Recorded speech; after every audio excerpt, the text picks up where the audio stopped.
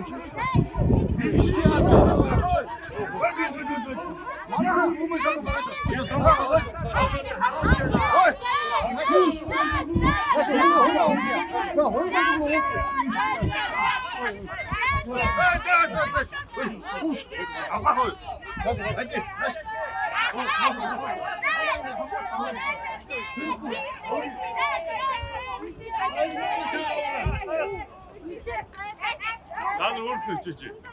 Одан ямар зөвтэй.